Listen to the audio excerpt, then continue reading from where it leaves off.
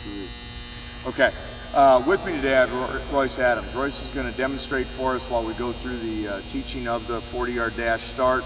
Understand again, the things that we teach are kind of predicated on some simple little rules that over the years we've kind of garnered. This is our philosophy, this is our approach, and this is kind of the way we do it. There are a lot of different ways, a lot of different methods, and a lot of different techniques to teaching a 40-yard dash start. These are all kind of built out of some real simple rules that are easy for a lot of guys to understand and grasp based on what they've already done. Okay? So the first thing we're going to ask a guy to do is understand that the way the 40-yard dash is tested, we ask here for our purposes them to put their hand on the front edge of the line, but they can't move their hand past onto the gold line. Okay? That's by rule the way we'll handle it, because that gives us 40 yards from the start of the 40 to the finish of the 40.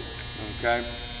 So we have to use that as one guideline. As a second guideline, we have to be concerned with the distance between our hand and our foot. At the combine and at pro days, they will ask that you keep 6 inches distance between your hand and your lead foot. So that kind of marks or gives us a guideline in terms of how we need to set up.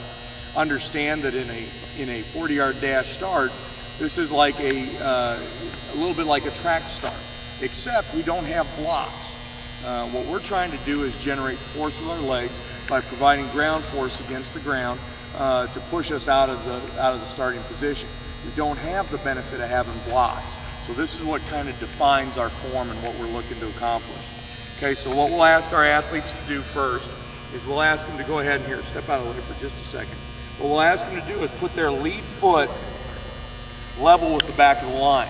If I'm in a left-handed stance, I'll put my right foot forward. If I'm going to be in a right-handed stance, I'll put my left foot forward with my foot up to but not touching the black line, okay, which would be 6 inches behind my hand contact. So Royce, go ahead and step on up here.